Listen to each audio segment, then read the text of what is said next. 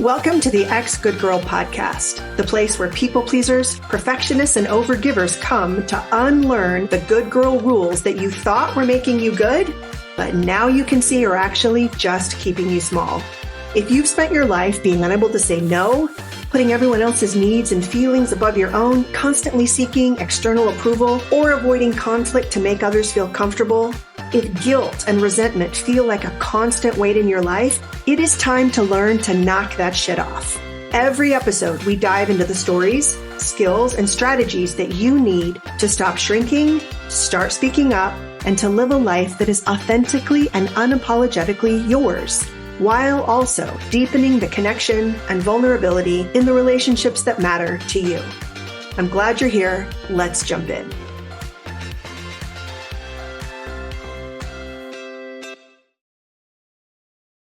A lot of the episodes that I put out are pretty straightforward, how to do something or how I'm thinking about something that seems, pretty straightforward to me. Today's episode, less so. It's an ongoing, pretty tender personal thing that I want to share because the most painful stories I hear from women who I work with in private and group coaching is the story of how not being seen in a relationship is particularly painful, and how once you start kind of undoing this work, you realize it's a two-way street, right? It's not just the other person not seeing you. It's the fear that you have about being seen and the ways that that has caused you to hide and edit and perform. And it plays out in all of our relationships. Work, personal, parent, child, sibling, daughter, all over the place. And I think sometimes it's really easy when you have realized that you have been editing yourself and silencing yourself. In some relationships, it's pretty easy to just kind of stand up and do it, either because you know that it will be okay, or because you are more invested in your own being seen and saying what you want to say than you are in the overall longevity of that relationship. What that means is some relationships, we kind of don't care if they continue on the way they have, or if they, continue to be what they have been for us, because we're ready to be different and we don't care if the relationship changes. But that's often not the case. We often have relationships when we want it to be able to continue, and we want to be able to see if we can be more vulnerable and more intimate and more connected. And that's where the conflict can feel really, really tender and really tricky, like it's feeling for me right now in a particular friendship where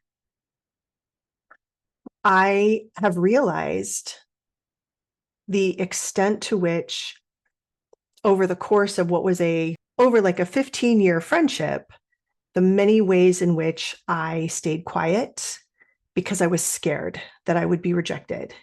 And I'm going to give you a little bit of the backstory so that you understand, because it's tied up not just with friendship for me, but with my former religious beliefs and Mormonism and leaving those behind, leaving the church. And so I just hope that what resonates for you today is the difficulty that is very normal to work through when you are working through essentially the two kinds of discomfort that people pleasing causes in our relationship. Because that's the big thing that this episode is going to be about. You can have two different kinds of discomfort in a relationship. Number one, you can be uncomfortable, sad, and feel lonely and feel unsupported because you aren't seen. There is a real sadness to the discomfort of not speaking up, of not feeling like you're really known, or that you are really listened to, that you are really seen. Sadness and loneliness. It's kind of the way that a lot of women I work with describe it, as like, I'm in the room with a lot of people, but I still feel lonely. or I'm surrounded by people and I still don't feel like I'm really connected to them. That's one kind of discomfort. The other kind of discomfort is the discomfort of being seen, of saying the words that you want to say, addressing conflict in an honest, productive way, which means stepping into the fear of possible rejection, the worry that you will be misunderstood or misinterpreted. Two types of discomfort. And so, as I give you a little bit of the context, oh, did I mention politics? Yeah, we're just going to throw that in for good measure too, because this is about what began as probably more motivated by political differences than anything else, has turned into, for me, over the last month as I've been working through this, just a really beautiful self-exploration where I can see the ways in which I contributed to the loneliness and feeling unseen that I felt because I wasn't speaking up about some important things that were happening for me. And I can also see how just the time that we are living in and the way the polarization that we are experiencing in our country over politics plays into that. But the reason that I think it's different with this friend is I want to hang on to a relationship with her. And she is a good, loving, kind, amazing person. And it's just different, right? When you're not just going to cut someone off, it's different. So let's get into it. A little bit of backstory, I think, is important. Up until 2016, I had probably voted a straight Republican ticket, probably without even considering voting a different way. I would say that I grew up politically and religiously very conservative, except for I grew up in Central California, which is run by farmers who do hard work and migrant workers, immigrants who come to this country to work for them. And the summers that I worked in fruit packing sheds and the ways that the migrant population was just part of my world at school and at church, contributed to a sense that was actually taught in my religious upbringing that immigrants and people who are visitors and people who come into a place where they are vulnerable are to be taken care of, are to be welcomed, are to be treated with respect, that God is no respecter of persons. And that was really something that got in there deep with me. And so I grew up with the idea that you really can't be a Democrat and be a good member of the Mormon Church. That's not explicitly taught, but it is very well understood. And so up until that point as well, I was also homeschooling my kids. And I mean, I was a conservative Christian mom, even though a lot of Christians wouldn't say that Mormons are Christians. That's how I felt.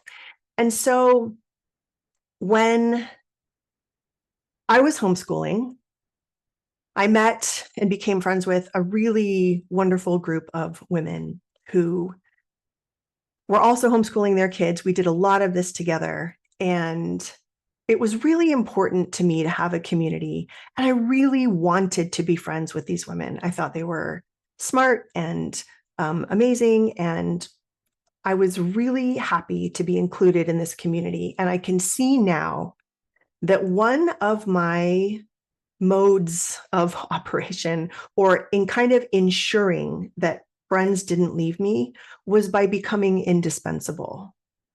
And so I put a lot of energy and work into our activities.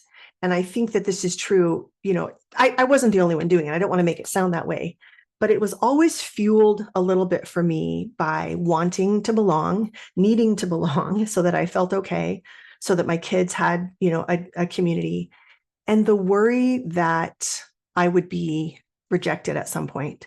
That kind of undercurrent I now see really clearly. And it fueled a lot of the the way that I behave, obviously.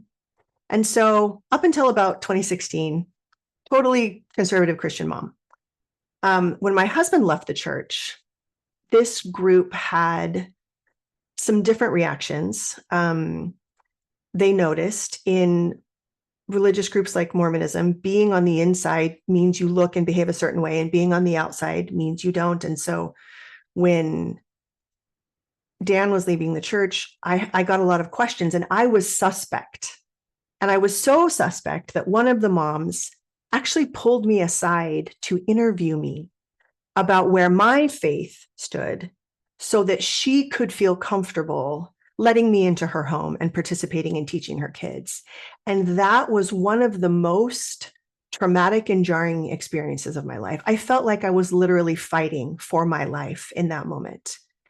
I had a huge nervous system reaction and went into fawn overdrive then and for the next, the next time period. I don't remember exactly how long it was it was definitely more than a year though. So I went into a big, like years long fawn response, trying to convince them that I was still okay, right? That even though Dan was leaving and he had his issues with the church, that I was still good.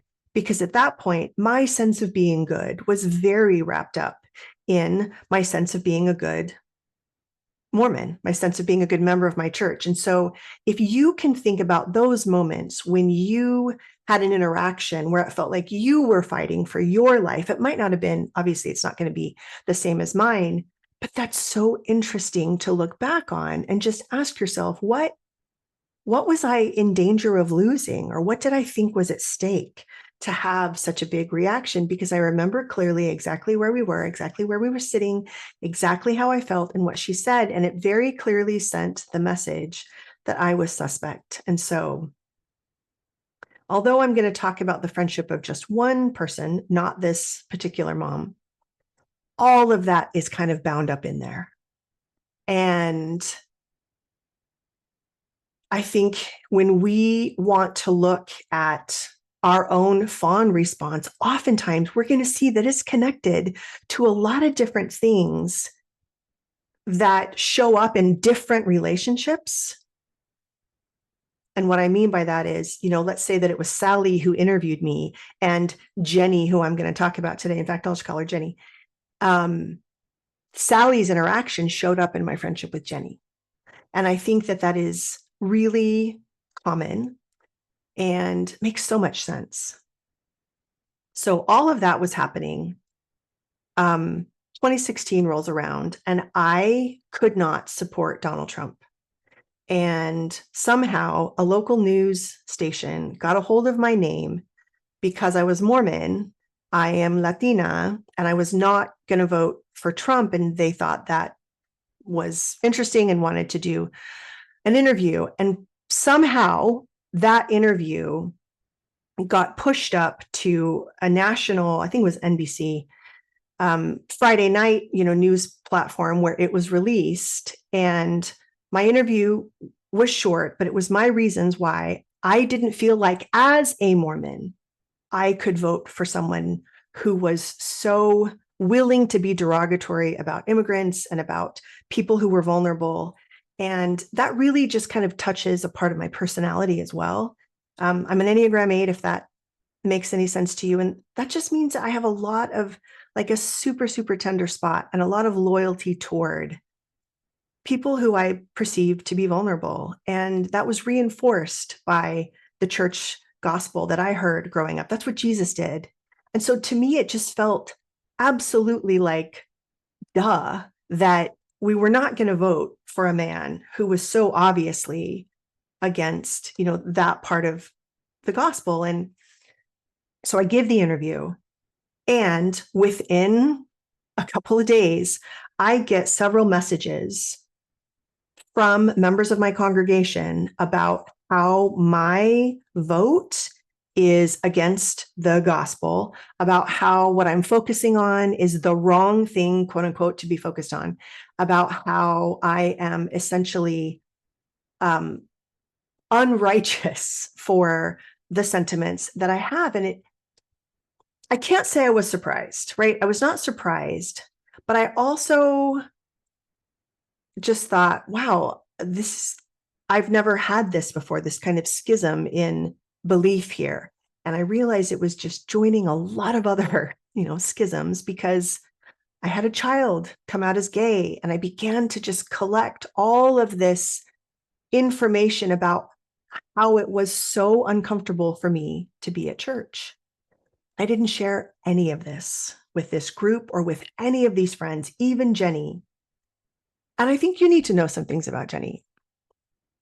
I get instantly emotional when I think about how much I love her and what an incredible person she is. There was a point in time when I was going through some really difficult health challenges, and Jenny came with me to doctor's appointments. She left her kids at home and came with me because I was finding all of the information to be so overwhelming that she would come and take notes for me and then walk me through the notes after the appointment to make sure I was getting all of the information that I needed, the medications and all that. And so that's the kind of person that Jenny is. And she and I in particular had a really loving, connected relationship insofar as we could at the time, even with all of my hiding. And we had so many just beautiful moments of supporting each other in her kitchen, in my kitchen. I loved her kids like they were mine, and she loves my kids like they're hers. And we had so many amazing interactions together. And so you need to know that, because I think it's part of one of the things that I see happening is, in terms of polarization, is everybody gets lumped together. And then we lose our curiosity about individual people and what they might be feeling and what might be hurting them, which then fuels their actions.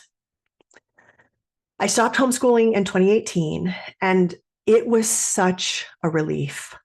I didn't really appreciate, even until looking back at everything over the last couple months, how relieved I felt that my kids didn't want to homeschool anymore. I left it up to them. They all went back to school. And it was because I didn't have to hide anymore. I didn't have to pretend. I was having so many issues with the church by then and so much discomfort. I was very much in my long process of leaving. And I knew that if I was honest about that, I would be rejected. So then 2020 rolls around, and in 2019, 2020, that's when I left. And it was also, well, I left and I felt the same kind of relief leaving the church that I did. So that's the backdrop for the first part of this. And because we were friends, I actually emailed this group and I let them know that I was leaving the church. I wanted them to hear it from me. And Jenny was the only one who came to my house, not really to ask me questions about it.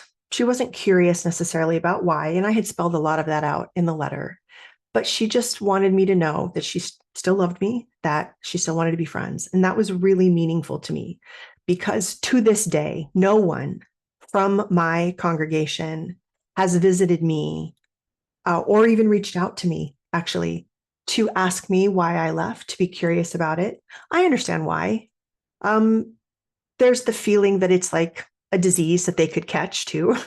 And because I was in it, I can understand it and I can have some empathy for it. But it really meant a lot that Jenny came over. And so every August, I would get an invitation to a group birthday lunch.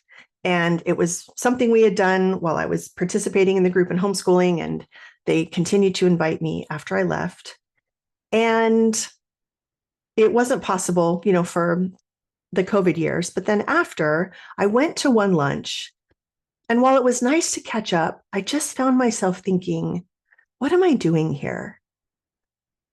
Why am I trying to put time and energy and effort into maintaining these friendships when we're just like on two really diverging paths?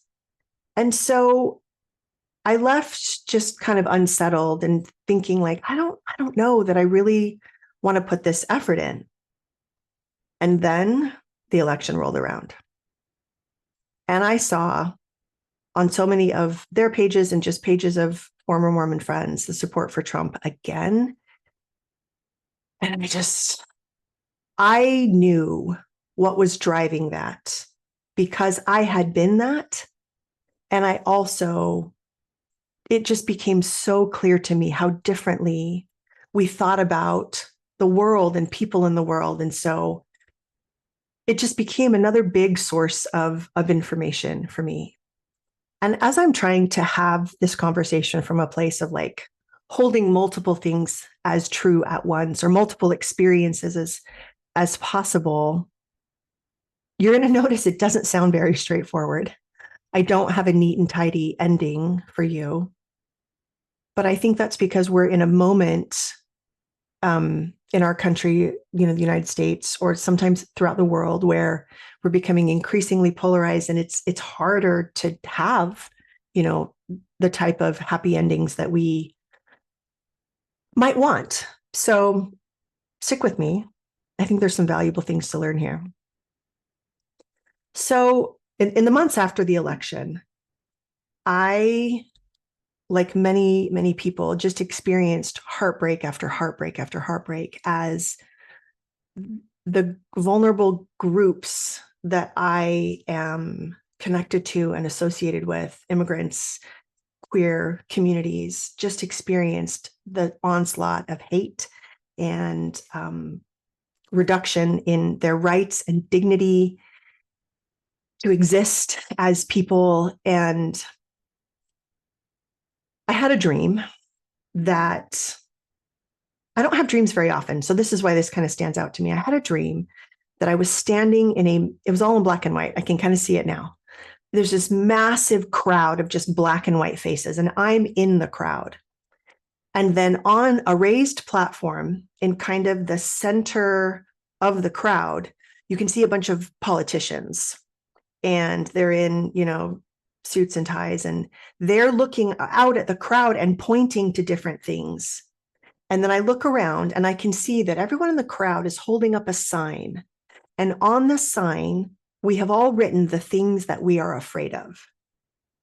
And the politicians are pointing to the signs and saying, oh, we can do something with that. Oh, yeah, that's a good one. Write that one down. We could definitely take advantage of that.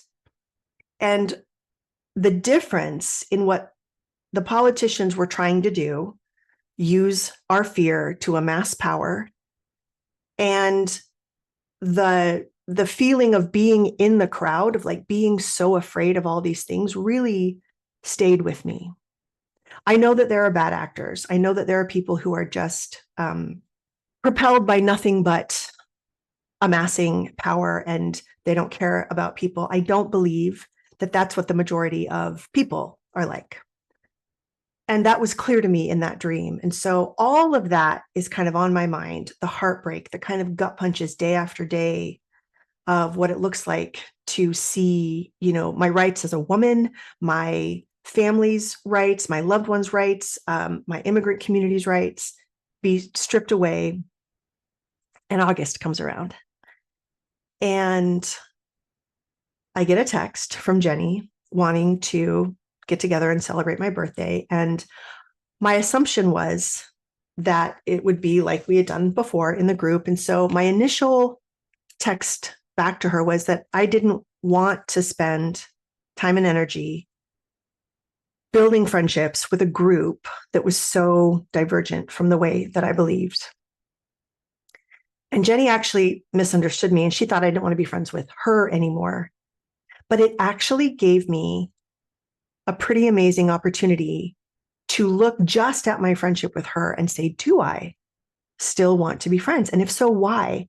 I think one of the most compelling things we can do as humans is stop and look at our reasons for why we are taking action and just check in and just see if it's something that we still feel good about. A lot of being a human is having automated processes and just doing things on repeat or habitually, and that can be really good. And I think it also can suck up a lot of time and energy unless we stop and take a look. And so she responded, outlining why she voted for Trump and her reasons.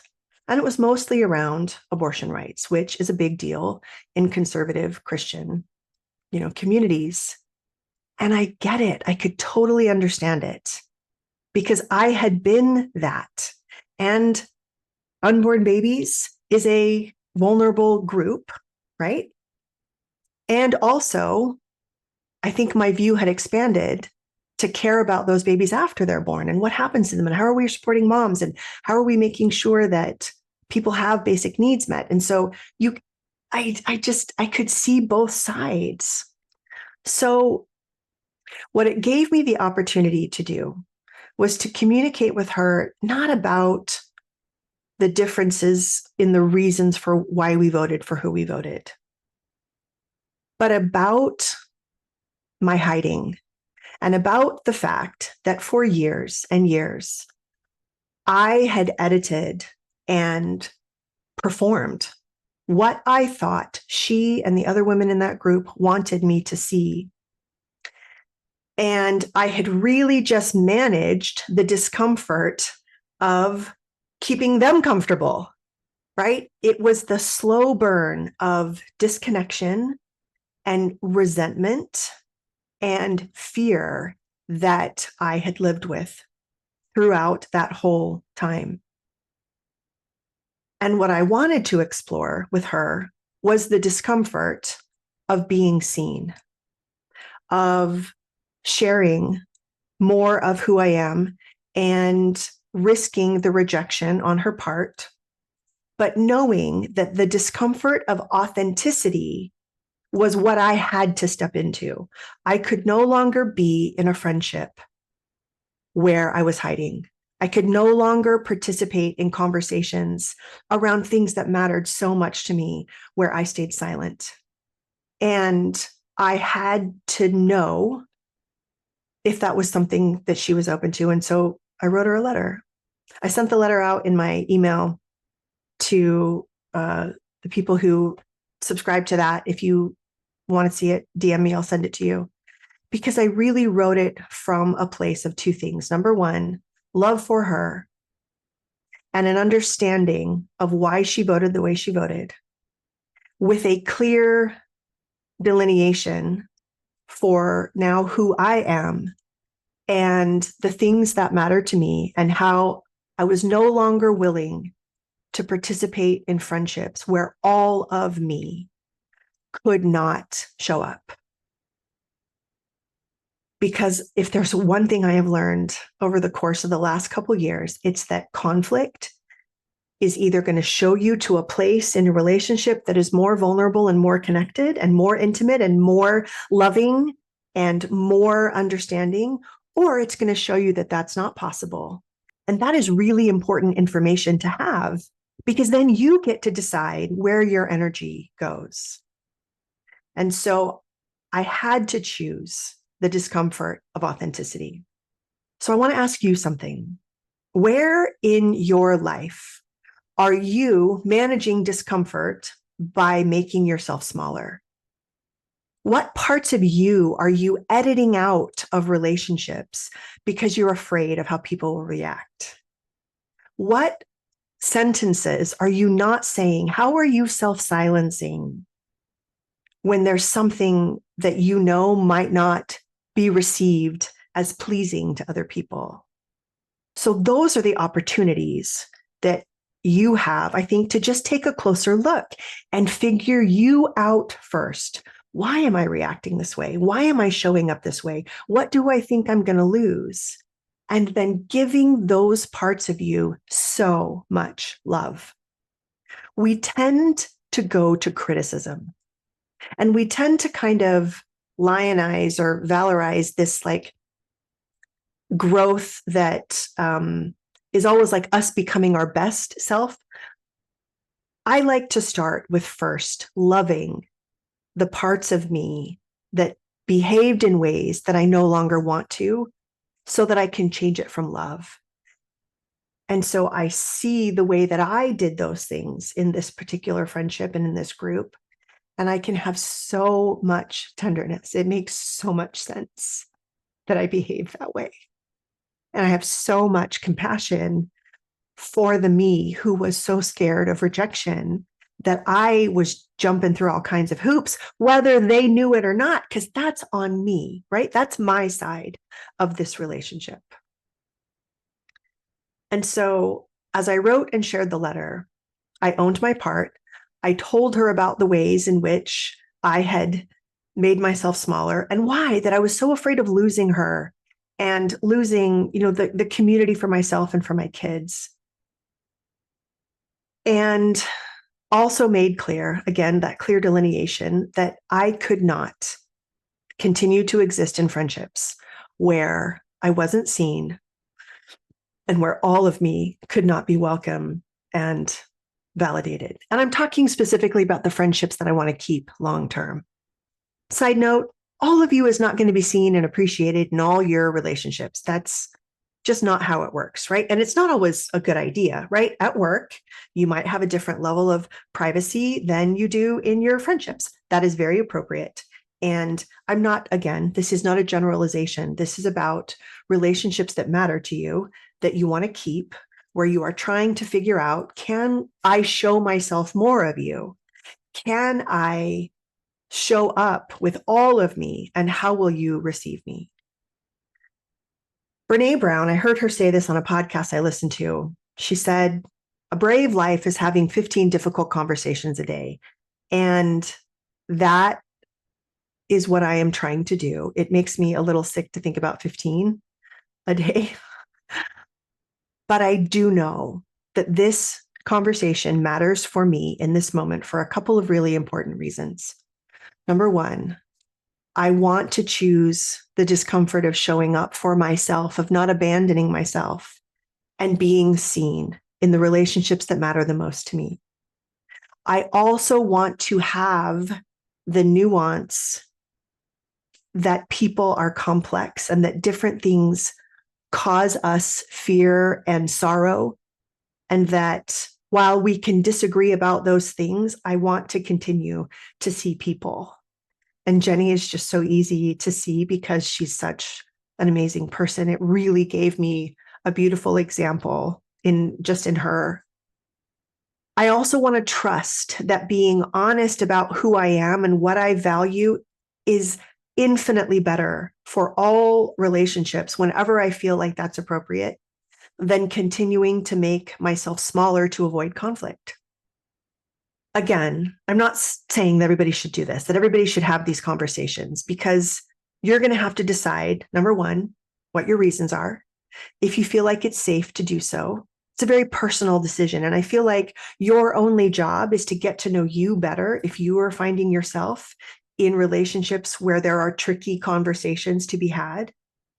And I hope that if you are currently experiencing the pain and loneliness of making yourself smaller, you just hold on to this. There is a way to show up, taking small, doable steps that don't feel as risky or high stakes to build up this skill. It is what I have been doing. I could not have had this conversation probably even a year ago. I don't know, but that seems right to me. It's been a lot of having little hard conversations to get to this one. What I'm saying is this: if you are constantly editing yourself to keep your relationships comfortable, you're not actually in a relationship, you're in a performance. Do we need performances sometimes? Yes, we do. You just get to decide when and where those happen. And so if you are ready for authentic relationships, they require space for both people's whole selves to show up, including the parts that are hard to understand or the parts that we disagree on. So I want to leave you with this. You get to choose between those two types of discomfort. You can manage conflict by hiding parts of yourself and feel that slow burn of disconnection.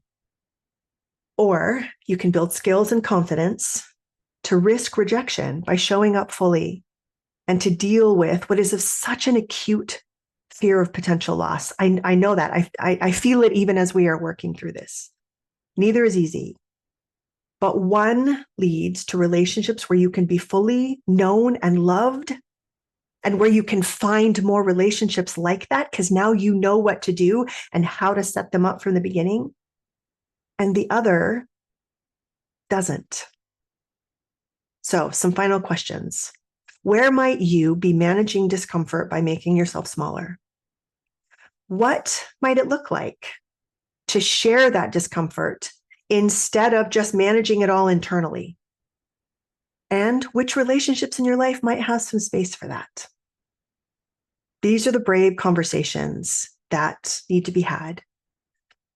And I would love to support you. This is what I do one-on-one and in groups. If that feels meaningful to you, please reach out. Thank you for being here and for listening. I really appreciate it. Hey, thanks for listening. If this podcast has been helpful to you, I would really appreciate it if you would give me a 5-star rating in whatever platform you listen to your podcasts. And if you go to my website, sarahfisk.coach, you can sign up there to receive my emails. Right now, I'm taking private one-to-one clients who want my help speeding up this work in their own lives. I really hope to provide a lot of free information on my website and in my podcast for people to do this work on their own. But if you're interested in having a coach like me to help you implement these things faster, to find the blind spots and obstacles that you're not aware of, go to my website and sign up for a consult. That's a time when you and I can get on Zoom and talk about the particulars of your situation, and I can show you how I could be helpful. The second thing you can do on my website is sign up for a freebie that I have called Difficult Conversations. Having a conversation that seems like it's going to be hard or difficult is one of the things that people pleasers struggle with. And so I've created a whole guide for you to be able to do that with some more confidence. That will also get you signed up for information about my group program, Stop People Pleasing. It's a group coaching program where you join a community of women just like you who are struggling to overcome perfectionating and people pleasing, and we do it together in a group. It's a really amazing opportunity to not just learn from your own experience, but just to see how similar you are to so many other women out there. The healing and the challenging and the laughing and the growth that happens in that beautiful community of women is really amazing. And if it's interesting to you, I would love for you to know about it.